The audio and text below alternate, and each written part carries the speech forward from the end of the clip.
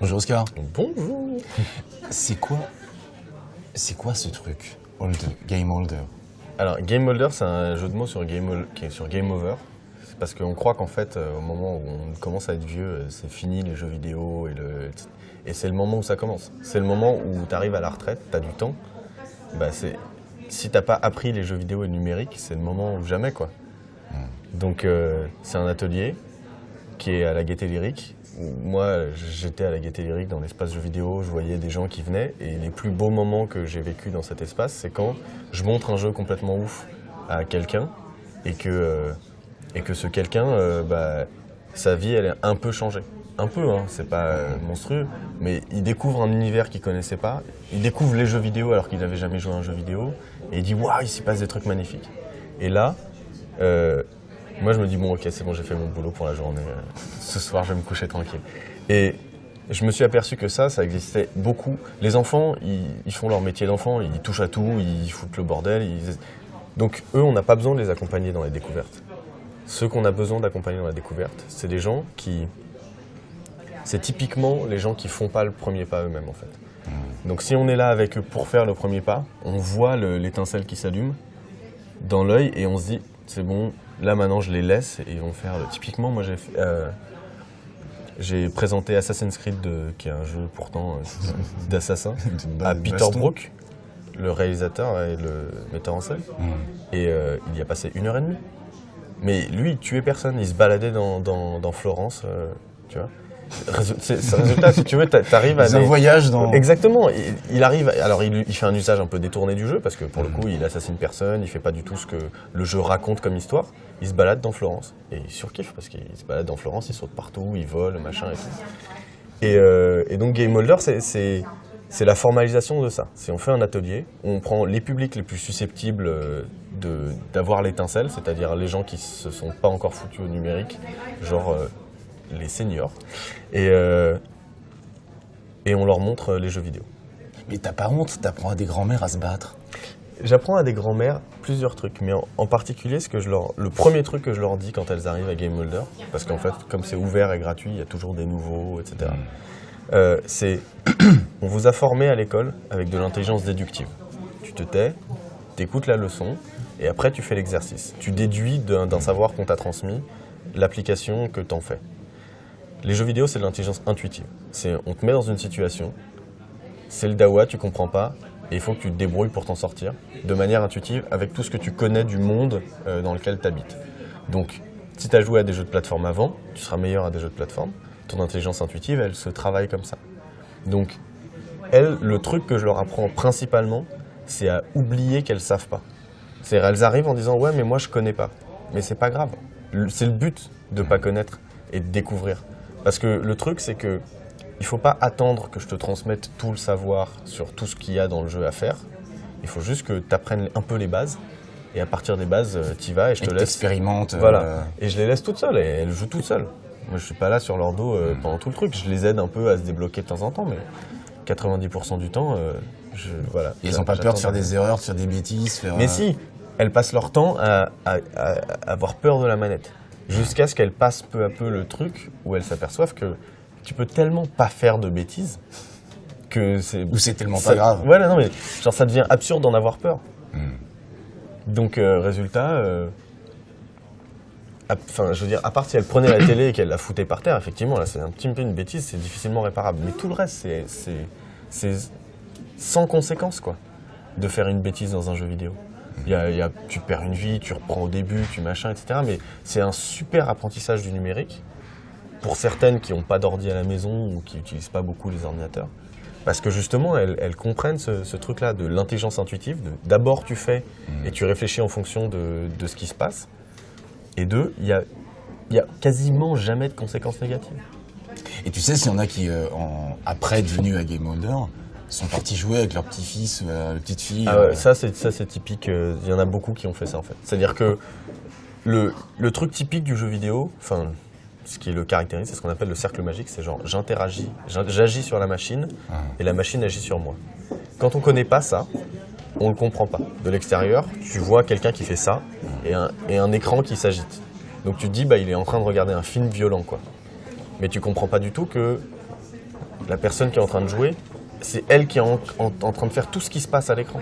Donc il subit pas du tout, au contraire, il est entièrement acteur dans ce qui se passe à l'écran. Résultat, si tu comprends pas ce que c'est que le cercle magique, tu es à l'extérieur et tu te dis, bah, il a l'air d'un abruti, comme quand il lit un livre, il est comme ça, les yeux écarquillés, en train de regarder un écran qui en plus est lumineux et tout, et il se passe des trucs bizarres à l'écran. Quand tu comprends que c'est lui qui contrôle, c'est-à-dire quand tu as fait ce pas de jouer aux jeux vidéo, bah, tout d'un coup, voir tes petits-fils qui jouent, ça veut dire autre chose. Ça veut dire ils sont en train de s'amuser, ou ils sont en train de faire un truc, ou ils sont en train d'exciter leur cerveau d'une manière dont moi j'ai fait l'expérience et que moi je connais. Et donc,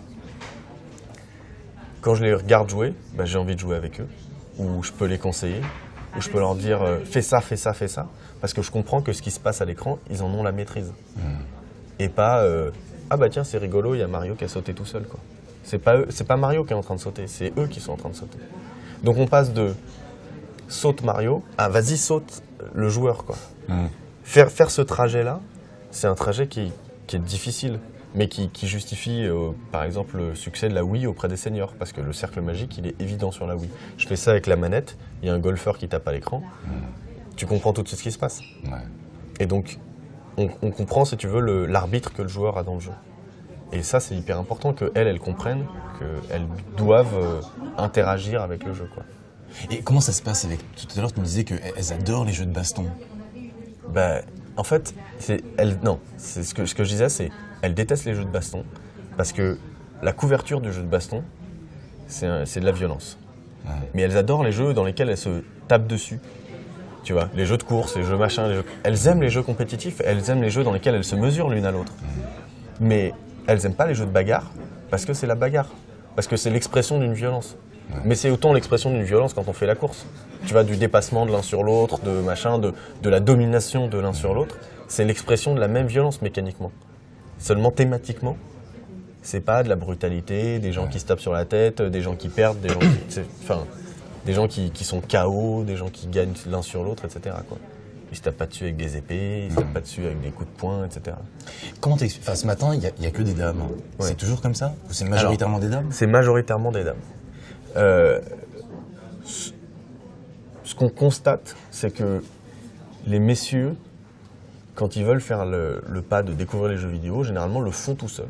Et donc, quand on a des garçons, et on a souvent des garçons, mais généralement ils sont toujours en plus petit nombre, généralement ils connaissent déjà un peu. Ils ont déjà fait tout seuls le premier pas de c'est pas grave si je connais pas. Parce que sociétalement on forme plus les garçons à l'intelligence intuitive, à se démerder tout seul dans la nature, dans machin, etc. C'est plus un truc de garçon dans la façon dont on l'apprend quoi. Et donc les filles elles ont plus tendance à dire je suis en humilité, je viens me présenter ici pour apprendre. Et puis on leur apprend qu'en fait c'est elles qui apprennent toutes seules. Qu'en fait elles n'ont pas grand chose à apprendre de nous à part qu'est-ce que c'est que l'histoire du jeu, ce que ça veut dire artistiquement, ce que ça veut dire un sport, un jeu, etc. La compétition, les univers des jeux en fait elles ne les connaissent pas. Le marché, l'industrie, le e-sport, le sport électronique, etc. Et ça les passionne. Enfin je veux dire quand on le présente sous un jour intéressant, c'est génial ces trucs-là. Mais sinon, sur un jeu donné, on a 3 boutons à leur apprendre, puis elles se démerdent après. Il n'y a pas de mystère. Et il y en a qui reviennent en dehors de l'atelier Game Holder. Ouais, carrément. Il y en a qui reviennent en dehors de l'atelier. Donc pendant l'après-midi, l'espace jeu est ouvert à tous, avec des programmations artistiques qui reprennent donc les programmations artistiques de la Gaîté en général. Et là, ouais, carrément, il y en a qui reviennent. Il y en a qui se sont aussi acheté un iPad ou téléchargé des jeux un peu plus intéressants que le solitaire sur leur ordi. Je veux dire, effectivement, on va vers une explosion de l'utilisation. C'est effectif. Il y en a qui considèrent que Game Holder, c'est vrai, elles n'ont pas vraiment besoin de plus, donc elles viennent ici. Elles voient des beaux jeux, des jeux nouveaux qu'elles n'ont jamais vus généralement, ou des jeux intéressants avec des mécaniques qui les passionnent. Et ça leur convient, quoi. Jouer aux jeux vidéo une fois par semaine avec leurs copines, ça leur va, quoi, parce qu'il y a une super ambiance et elles rigolent, elles se connaissent bien maintenant. Et puis à chaque fois qu'il y a des nouveaux, une nouvelle, un nouveau, tout le monde rigole, tout le monde l'accueille, donc ça donne envie, quoi. si tu veux, de te joindre à cette communauté, juste même pas pour jouer aux jeux vidéo, mais pour rigoler ensemble devant un écran. Même s'il n'y en a qu'une seule qui joue et qu'elle se casse la gueule et que tout le monde rigole, ça suffit à ce qu'elles aient passé un bon moment, quoi.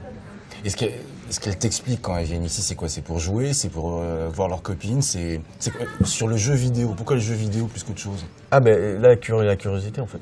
Il y en a beaucoup qui viennent ici avec la justification du lien immédiat, de dire bah moi c'est parce que mon fils ou mon petit-fils joue et moi j'ai envie de comprendre ce que c'est. Et il y en a plein qui viennent ici, c'est bah je sais pas, je vais pas rester à la ramasse sur les nouveaux médias pendant tu vois jusqu'à la fin de ma vie quoi. Ça sert à rien. Elles ont du temps maintenant, elles sont à la retraite pour beaucoup. Donc c'est genre bah je suis curieuse, voilà. Et puis si c'est chum, c'est nul, elles reviennent pas, enfin tu vois. Il n'y a pas d'obligation, mais elles reviennent toujours. Et les trucs qui t'ont le plus... Parce que ça fait combien de temps que t'as lancé ça? 2 ans maintenant. 2 ans. Octobre 2011. Octobre 2011. Et les trucs qui t'ont le plus étonné? Moi, c'est l'accueil à chaque fois des jeux artistiques, quoi. C'est genre, elles se pâment devant des jeux. On met des jeux qui sont un peu précieux, qui sont un peu plus lents et tout. Qui sont un peu plus adultes au sens où on est moins là pour s'amuser, on est plus là pour avoir une expérience, tu vois. Enfin, c'est un peu... Ces jeux-là, ils ont peu de mécanique, donc ils sont plus minimalistes, si tu veux, dans l'expression que tu peux avoir dans le jeu. Et elles, en fait, moi, ce qui m'étonne le plus, et même si je devrais le savoir, c'est que elles sont tellement intéressées par le jeu qu'en 20 secondes, elles ont tout compris aux mécaniques de trucs. Et elles regardent plus la manette, et elles sont à donf dans ce qui se passe dans le jeu. Et il n'y a plus le blocage avec l'interface. Ouais, c'est ça. En fait, elles s'en foutent de l'interface. Au bout d'un moment, elles l'apprennent par cœur parce qu'elles veulent s'en foutre et elles veulent se concentrer sur le jeu. Et moi, à chaque fois, ça me tue parce que je suis là, waouh. Ok, bon, bah elle a appris le jeu. Ok, bah elle va rester jusqu'à 13h. Hein, elle va dépasser. Ça arrive, tu vois, c'est pas grave, on s'en fout, on est là. Donc si elle dépasse d'1 heure parce qu'elle veut finir un jeu qui est très très beau ou avancer dans un jeu qui est très très beau, bah on les laisse. Permission de 13h. Ouais, c'est ça, exactement. On leur donne la permission de coucher un peu plus tard. Pourquoi si bien les jeux vidéo et est-ce que tu sais si dans d'autres endroits de vieux, on propose de faire des jeux vidéo plutôt que de faire des choses, atelier soie, poterie ou... Alors, pourquoi c'est bien le jeu vidéo? Parce que justement, ce développement de l'intelligence intuitive, c'est-à-dire de l'envie de s'investir dans un truc qu'on ne connaît pas et de se dire « je vais réagir à ce qui va m'arriver », c'est un truc qui est essentiel au numérique, en général. Enfin, je veux dire, moi, j'utilise Photoshop ou un logiciel compliqué, ou Word, ou je sais pas quoi. J'y vais pas en craignant que je connaisse pas 90% des fonctions. J'y vais en me disant, je connais un bon nombre de fonctions, et si je trouve pas, j'irai sur Google, quoi. Enfin, genre... Ouais, tu lis pas l'intégralité du mode d'emploi. Exactement, avant, genre jamais j'ouvre un manuel d'un software, c'est jamais de la vie, quoi. Et donc apprendre ça, c'est hyper efficace dans les jeux vidéo. Donc, si ça ne devait servir qu'à ça, ce serait cool. Après, maintenant, après, elles se marrent, elles vivent des expériences artistiques dans des jeux qui sont vraiment touchantes, parce qu'après, quand elles en parlent, pendant une demi-heure, tu les arrêtes plus sur « Waouh, c'était trop beau », puis enfin, ça m'a touché, puis ça m'a rappelé, je suis allé me balader dans le Sahara une fois, c'était genre comme ça et tout, la chaleur, le truc, ça me rappelait... Quand tu les entends parler de ça, tu te dis ok, c'est bon, mon travail de lieu artistique, il est fait, quoi. Donc oui, parce que faut préciser, la Gaîté Lyrique, c'est un centre d'art. Bah ouais, c'est un lieu culturel, c'est un lieu culturel. Donc il y a des concerts, il y a des conférences, il y a des expos évidemment. Il y a plein de trucs qui se passent autour du numérique et de la façon dont le numérique transforme la société. Donc c'est culturel au sens plus large que spécifiquement artistique, où on dirait on montre que du net art ou que du, tu vois.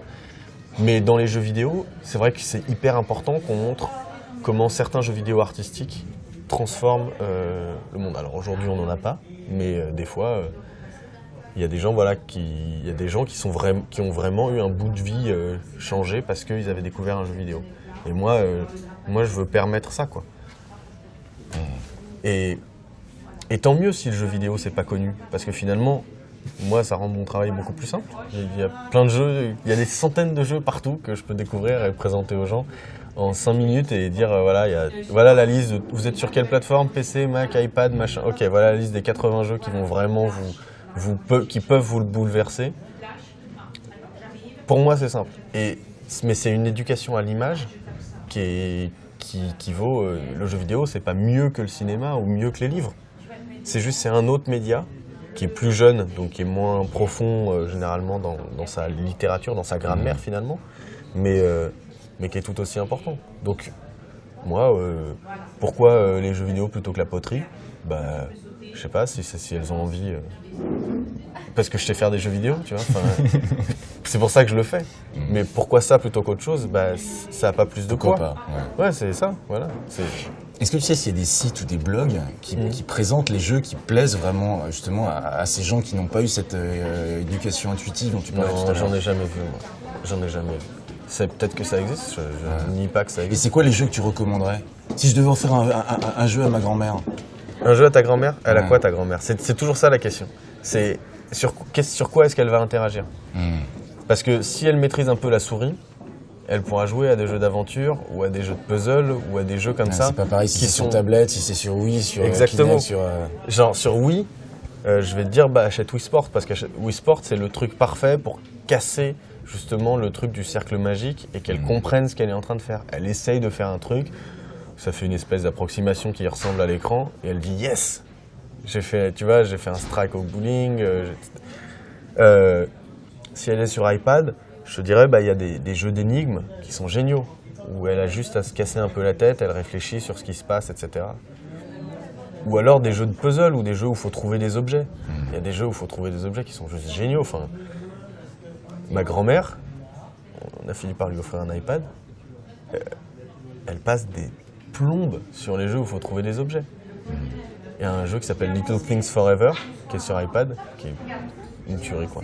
Et après, si tout d'un coup elles disent, moi je vais demander à mon petit-fils de me montrer un jeu, que mon petit-fils il a une PS3, il faut que le petit-fils il leur montre un jeu qui s'appelle Journée par exemple, qui est une espèce d'exploration comme ça dans le désert, complètement folle, super belle, où il n'y a pas le nombre de points de vie, le nombre de dégâts, le flingue que t'as, machin, t'es une espèce de figure dans le désert qui se promène et tout.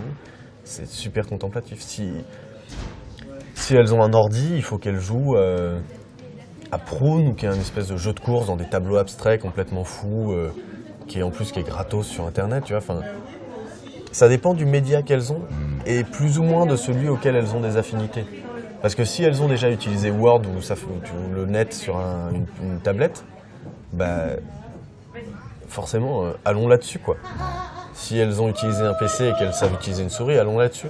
Si elles savent rien utiliser du tout, une console c'est pas mal. Parce que c'est un peu intuitif, les boutons, etc. Quoique il y en a qui attrapent la manette à l'envers, ça arrive. Mais donc ouais, voilà. Nous on essaye de. Si je dois conseiller un jeu, il dépendra entièrement de la plateforme. Et il dépendra aussi beaucoup de si je veux ma grand-mère, est-ce que je voudrais qu'elle passe du temps à jouer et qu'elle apprenne à prendre du plaisir à jouer. Et dans ce cas-là, je vais lui montrer je sais pas si tu connais Bejeweled, petit jeu où tu inverses des gemmes dans tous les sens et tout. C'est un jeu très drôle, sans conséquences, mais très drôle. Donc je vais lui montrer ça, elle va comprendre qu'on peut s'amuser aux jeux vidéo. C'est dans la boîte. Si je veux lui montrer une expérience artistique de ouf, je vais aller vers complètement des trucs différents, quoi. Et si tu avais 3 conseils pour aider les gens à éduquer leurs parents et leurs grands-parents aux jeux vidéo? Le premier truc à leur dire, c'est leur expliquer ce que c'est que l'intelligence intuitive. C'est genre, tu vas être dans un monde où on va te donner quelques clés, et il va falloir que tu fasses tout le jeu avec ces quelques clés. D'accord? Donc, quand tu n'y arrives pas, c'est normal. Le jeu veut que tu n'y arrives pas, c'est pas moi que tu dois venir chercher, c'est toi. Il faudrait essayer. Et tu réessayes. Et si tu réessayes pas, demande-moi de l'aide. Mais c'est juste, il faut que tu essayes. Et puis, il y a peut-être des trucs évidents que tu n'as pas compris ou auxquels tu n'as pas prêté attention, etc. Le deuxième truc, c'est de pas rester à côté. Moi, si je reste à côté d'elle, en fait, en général, maintenant, j'y suis plutôt bien éduqué à ça. Mais il faut pas rester à côté parce qu'au début, tu as juste envie de prendre la manette et de dire mais non, mais t'arrêtes quoi. C'est pas possible, t'es trop nul. Et ça, c'est la pire des choses à faire. Donc, tu t'éloignes de ça. Tu joues sur ton iPhone à côté, tu vas t'es à portée de voix pour que si ça galère, tu le laisses autonome, quoi. Mais tu le laisses autonome. Et Et les gens peuvent se mettre à se marrer à des trucs, si tu veux, que t'as pas prévu, mais c'est pas grave s'ils se marrent, quoi. S'ils trouvent que c'est trop drôle de se jeter d'une falaise, ils vont le faire 10 fois de suite avec des mouvements différents. Ça va les faire mais trop rire. Ils vont avoir eu une expérience qui est valable dans le jeu vidéo. Même si toi, c'est ton jeu préféré et que tu veux vraiment qu'ils avancent et qu'ils finissent et qu'ils comprennent comment l'histoire est super bien, c'est pas grave. S'ils ont une autre expérience que la tienne qui a de la valeur pour eux, laissons-les, quoi. Donc ça, c'est le deuxième conseil, c'est de savoir se retirer de l'accompagnement systématique, régulier, etc. Et continue, et d'être patient, évidemment. Enfin, je veux dire, les gens, ils comprennent pas. Si on met un enfant de 3 ans sur un jeu vidéo, il comprendra rien, quoi. Et il va se lasser. Donc, le troisième conseil, c'est de savoir à l'avance quelle valeur on leur demande d'accorder à ça. C'est-à-dire, qu'est-ce qui vaut le coup dans ce jeu vidéo? Pourquoi est-ce que je veux que tu y joues? Tu vois?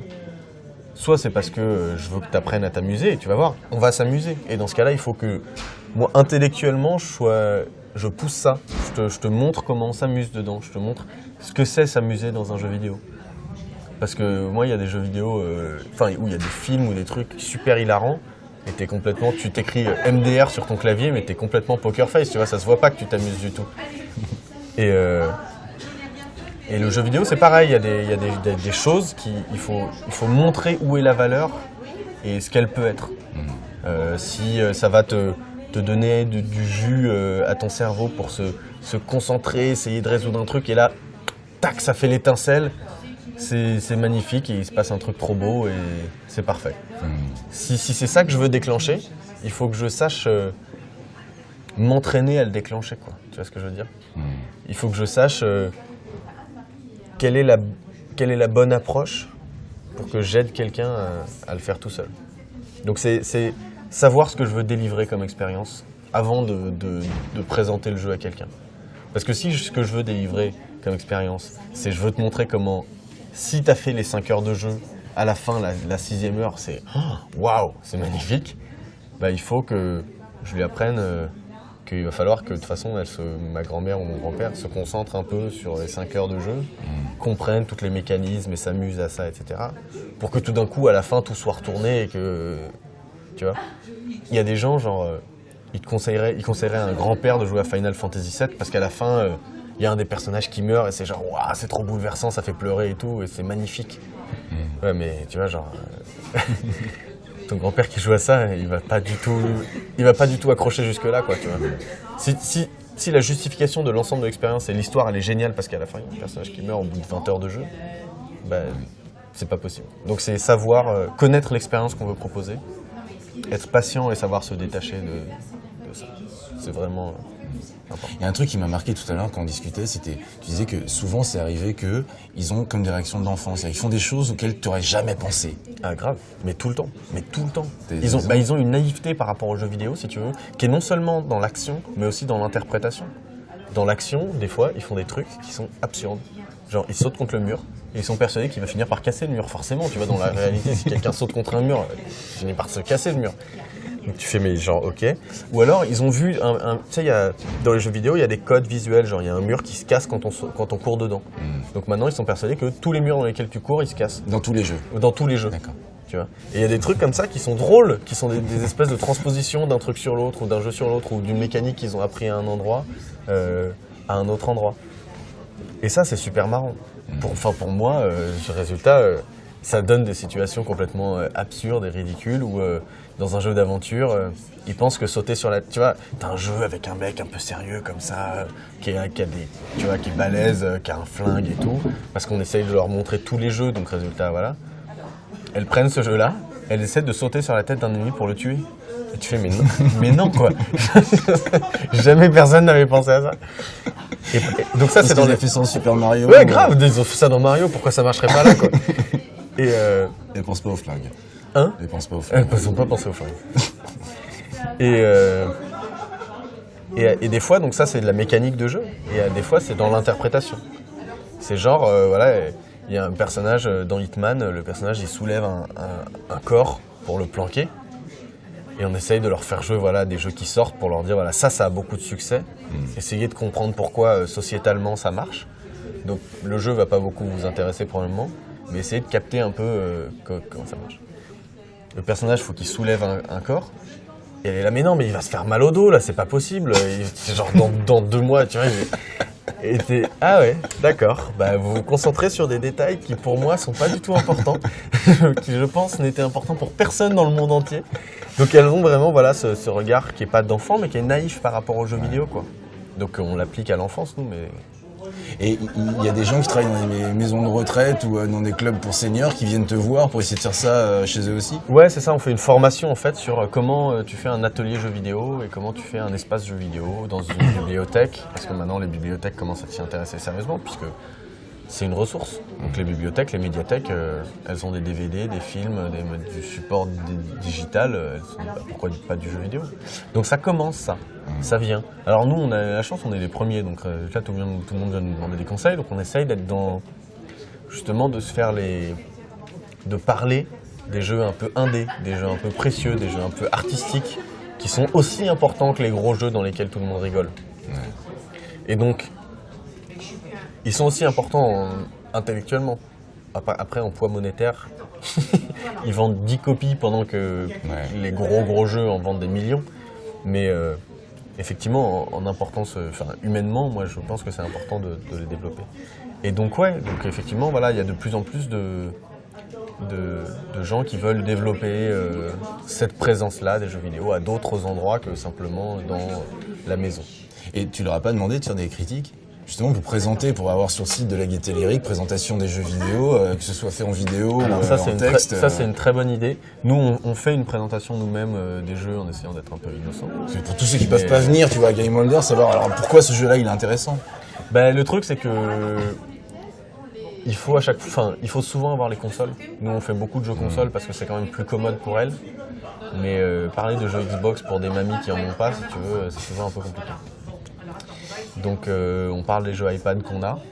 On fait des sélections, on a fait des sélections pour les seniors spéciaux, des sélections pour les enfants, des sélections de jeux pour différents publics qui peuvent fonctionner. Après effectivement on leur a jamais demandé à elles, on parle avec elles, généralement on fait un petit speech au début et une discussion à la fin, où on discute par mail des jeux qu'elles ont aimés, etc. Pourquoi elles les ont aimés. Donc on leur pose des questions quand même sur leur retour au jeu, mais on ne le publie pas pour l'instant. Est-ce que le fait d'apprendre à jouer, c'est quelque chose qui peut les apprendre, les aider à mieux appréhender le web et tout l'univers du numérique? Alors, il y a plusieurs trucs. Quand il n'y a pas d'écran, quel objet est-ce que tu manipules sans les regarder? Genre un livre, tu le manipules, tu le regardes. Enfin, avant qu'il y ait des écrans, dans un monde pré-internet, ça n'existait pas beaucoup, les objets que tu pouvais manipuler vraiment, qui étaient importants en eux, un Rubik's Cube ou un machin comme ça, sans le regarder. Tu joues pas aux échecs sans regarder le plateau, quoi. Là, pour le coup, tu manipules une souris, une manette, un clavier, sans les regarder. Parce que l'intérêt, c'est ce que tu fais, le feedback de ce que tu fais, il se passe à l'écran. Apprendre juste ce mécanisme-là en général, c'est-à-dire apprendre que ce qui se passe sur l'écran, c'est plus important que ce que tu fais avec tes mains, c'est un truc qui fait que des gens qui n'ont jamais touché un ordinateur, une dame en particulier, qui n'avait jamais utilisé un ordinateur, quand elle a manipulé les jeux vidéo, donc elle a appris à se détacher justement de l'importance de l'objet manette pour voir ce qui se passait. Le premier truc qu'elle a fait, c'est qu'elle a pris la souris, elle a tout de suite compris ce que ça faisait. Juste ce paradigme-là, où on dirait mais il n'y a pas besoin d'enseigner aux gens, tu vois, bouger une souris, c'est leur faire comprendre comment ça marche. Non. Leur faire comprendre que quand tu bouges un truc là, ça bouge là, et que c'est un pointeur, c'est pas forcément évident pour tout le monde. Il y a juste des paradigmes entiers d'apprentissage, des pans entiers de l'apprentissage, qui sont pas évidents, qui sont pas naturels. Et donc résultat, le jeu vidéo, par l'intelligence intuitive, par justement ces manipulations un peu détachées des objets, et puis aussi par le fait qu'elles comprennent qu'il n'y a pas de danger à faire des choses, c'est des passerelles monstrueuses pour des pans d'apprentissage. C'est pas un apprentissage direct, elles vont pas apprendre Word en jouant aux jeux vidéo, ce serait absurde. Et puis on veut pas leur apprendre les mathématiques ou le français, tu vois, enfin on veut pas leur mettre à 10 bouts ici. C'est pas notre intérêt du tout. Notre intérêt, c'est que elles comprennent, elles s'imprègnent du numérique et qu'ensuite elles puissent transposer ces savoirs ou ces modes d'apprentissage, d'auto-apprentissage, toutes seules à un autre média, à un autre milieu en tout cas. Et il y a une différence d'ambiance entre l'atelier Game Holder et les autres publics qui viennent jouer ici? L'atelier Game Holder, maintenant, il commence à se connaître. Donc, résultat, à chaque fois qu'il y a un nouveau membre, tout le monde, elle se présente, tout le monde s'amuse, etc. Enfin, donc, résultat, nous, on a une ambiance qui est plus familiale, forcément. Et à l'inverse, dans notre public plus général, les gens sont un peu plus discrets, ils arrivent quand ils connaissent pas particulièrement, ils arrivent, ils sont pas sûrs de leur coup, alors ils sont pas sûrs qu'ils peuvent demander, ils sont timides, etc. Là, elles savent que je les engueule à chaque fois qu'elles demandent pas. Donc, elles savent qu'il faut être un peu proactif, il faut pas hésiter à demander quand on a un problème, quand on comprend pas, quand on sait pas trop, quand on n'ose pas. Il faut nous demander de l'aide. Elles nous demandent de l'aide. Mais effectivement, d'une manière générale, moi, un de mes métiers, c'est d'avoir l'œil pour les gens qui rentrent dans le truc en regardant un peu à gauche à droite, pas sûr d'eux. Et les mettre en confiance. Et les mettre en confiance, les amener au bon jeu qui va leur permettre, qui est facile à maîtriser et puis qui va leur permettre de s'amuser un peu. Voilà, ça fait partie un peu de cette médiation-là du jeu vidéo. De comprendre lesquels veulent s'amuser et savent s'amuser et auxquels il faut apprendre. Tu aurais des exemples concrets de passerelles comme ça entre un jeu vidéo et des gens qui après ont découvert le web ou sont... Alors nous en fait, notre intérêt c'est tout sauf le hardware, c'est-à-dire la console ou le PC, on s'en fout, c'est pas notre propos. Notre propos c'est ce qui se passe sur l'écran et le jeu vidéo. Résultat, on s'interdit rien et pour leur faire découvrir des trucs vraiment intéressants, on va chercher des jeux flash. Et on a, dans des jeux d'aventure, il y a 3 ou 4 participantes qui nous ont dit « Mais alors, où est-ce que je peux continuer le jeu ?» Et on leur note l'adresse. Et donc, résultat, elles connaissent pas bien le net, mais elles vont aller s'aventurer à un endroit spécifique pour jouer à un jeu et participer. Donc, elles vont se forcer à manipuler l'ordinateur, typiquement dans un but qui est le nôtre habituel. J'ai un objectif. Et l'ordinateur médit cet objectif vers je peux arriver à faire ça. Si on leur insère dans l'ordinateur des buts et qu'on leur présente pas l'ordinateur comme une finalité, genre faut que tu apprennes l'informatique. Tu vas apprendre Word et tu vas pas comprendre à quoi ça va te servir dans ta vie du tout parce que tu pourrais faire la même chose avec ta machine à écrire, mais tu vas apprendre l'ordinateur. Ma mère, elle a fait des cours d'informatique, on lui a appris à utiliser Word. Voilà, parfait. À quoi ça sert? Ça sert à ce qu'un jour, peut-être, si jamais elle a un truc à faire, elle saura un peu mieux le faire. Non. Le premier truc à faire, c'est d'apprendre aux gens l'envie de faire. Donc de leur donner des buts à l'intérieur de ça. Et Hyperold, l'autre atelier de la Gaieté Lyrique avec les seniors, c'est ça quoi. C'est genre, vous allez faire un film. Alors vous allez utiliser l'informatique, mais c'est que le chemin pour faire un film. C'est juste un moyen. C'est un moyen. Il faut que vous appreniez à utiliser les moyens. Et vous appreniez que c'est un moyen, que ça n'est qu'un moyen. Et à pas être bloqué par l'interface, par l'outil, par l'objet, le logiciel. Donc nous, des exemples comme ça, ils existent, on les a eu sous les yeux quoi. Si on leur donne une URL, il faut qu'elles comprennent ce que c'est qu'une URL. Il faut qu'elles comprennent ce que c'est qu'une recherche Google parce qu'on leur dit mais non mais tu cherches machin,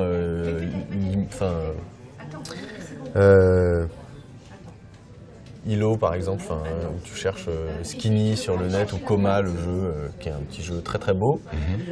Tu cherches ça sur Google. Quand tu vois la tête qui se décompose, tu sais que ça va pas être rien de chercher sur Google pour elle. Mais elle va le faire. Parce que son but, c'est de trouver le jeu. Donc nous, on lui met entre guillemets une recherche Google exacte. On vérifie que ça donne bien le jeu en premier et pas un site n'importe comment.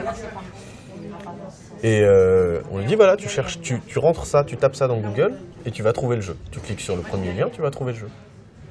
Et après, elle revient la semaine d'après, elle nous dit ouais, j'ai joué au jeu et tout, c'était trop bien. Ça, c'est une passerelle immédiate quoi. Ouais. J'ai commencé à avoir des rêves de maison de retraite. Ça arrive. Moi aussi, j'ai envie de faire un atelier comme ça. Et tu t'énerves jamais? Jamais. Alors là, mais j'ai une patience infinie.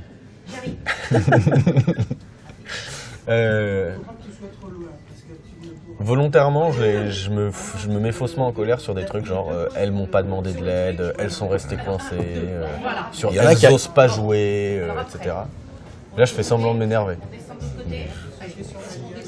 Il y en a qui bloquent vraiment.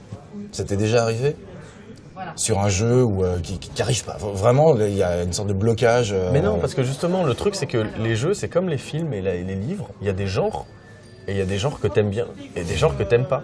Et c'est pour ça qu'on met plein de jeux à la fois. C'est parce que s'il y a des genres que t'aimes pas, tu vas sur un autre jeu. Tu vois. Alors, il y en a qui sont des têtes de mule. Il y en a une en particulier, Françoise. Elle veut finir son jeu. Et si elle aime bien le jeu, si les graphismes lui plaisent et tout, elle y va. Elle le fait jusqu'au bout. Et elle le fait jusqu'au bout. Et elle est super balèze à ça. Elle se tape des énigmes et tout, mais elle reste sur le jeu et elle le finit. Et donc, voilà. Mais d'une manière générale, il n'y a pas de blocage. Il y a... Ah non, ce jeu, il m'emmerde. Je passe au suivant, je vais en voir un autre, je vais voir mes copines qui sont en train de jouer. À quoi vous jouez? C'est marrant, c'est bien, etc. Et typiquement, elle se passe comme ça des trucs précieux qui sont ce que je disais tout à l'heure, la valeur du jeu. Et elle arrive, elle dit mais alors il est bien ce jeu? Et les autres elles disent bah ouais il est trop amusant parce que regarde il y a ça et ça et ça. Donc elles expliquent la valeur du jeu si tu veux, elles médient la valeur du jeu. Et aussi l'autre intérêt du jeu c'est justement discuter avec les autres et être en coopération et non pas en compétition uniquement quoi. Bah si tu veux quand on est dans un jeu même en compétition, l'aventure du jeu, elle se passe hors de l'écran, c'est une aventure humaine principalement. En coopération c'est la même chose, on est en train de vivre une aventure humaine. Où je te sauve les miches toutes les 5 minutes parce que tu tombes dans les trous ou parce que tu vois, enfin, c'est beaucoup ça. Le jeu vidéo, c'est beaucoup, dès que c'est en multijoueur, sur le même écran, le truc, enfin, tout le jeu, il se passe hors du jeu, quoi. C'est des gens. C'est des gens qui s'amusent ensemble. Et ça pourrait être un jeu de plateau ou un jeu vidéo, n'importe quoi. L'aventure, elle se passe entre nous deux. Alors, généralement, on se regarde pas parce qu'on regarde l'écran, mais on est quand même en train de s'amuser ensemble, tu vois. Et quand moi je me rappellerai pas du tout de Mario, mais dans ma tête, c'est ta gueule qui apparaîtra avec tous les bons moments qu'on a passés ensemble, même si je te voyais pas, tu vois. Tu vois ce que je veux dire? Ouais, Expérientiellement, ça reste quelque chose de social, quoi. Dès que le jeu est multijoueur. Même le jeu en solo, ça peut être aussi une expérience sociale avec des inconnus. Ouais, et c'est quoi l'ambiance quand t'as une quinzaine de mamies qui sont en train de se battre avec leur console En général, c'est inaudible, on peut pas s'entendre parler quoi. Tout le monde rigole partout, crie, hurle dans tous les sens, etc. Donc c'est plutôt une bonne ambiance. Ouais, enfin, c'est tout. En fait, c'est toujours dans une bonne ambiance, même quand, par exemple, hier, on a fait un type de jeu qu'elles peuvent pas faire, c'est les jeux de stratégie. Le jeu de stratégie, ça prend des plombes à faire. C'est généralement à la souris et au clavier, c'est dans des logiques qui sont hyper complexes et tout. C'est des systèmes qui sont très très très profonds, c'est-à-dire il y a énormément de combinaisons comme aux échecs, c'est un jeu simple, ou le Go, c'est un jeu simple, mais c'est hyper profond parce qu'il y a des tonnes de possibilités. Même là, si tu veux, elles essayent des trucs, ça fait n'importe quoi et elles rigolent. Donc voilà, moi c'est bon, c'est tout bénef pour moi. L'art de faire n'importe quoi. Ouais, de ne pas avoir peur de faire n'importe quoi. De pas avoir peur de faire n'importe quoi. Et ça, c'est très très important qu'elles comprennent ça. Et maintenant, elles y sont très très habituées, alors qu'elles sont plutôt timides et réservées au début. Elles rigolent énormément. Bah merci beaucoup en tout cas. Bah écoute, je t'en prie. Je te laisse aller. Apparemment, elles sont autonomes, elles ont pas... Ah non, c'est ça, toujours. Toujours. Tu leur apprends au début, si le jeu leur plaît, c'est parti. C'est parti. Merci. À bientôt. À bientôt.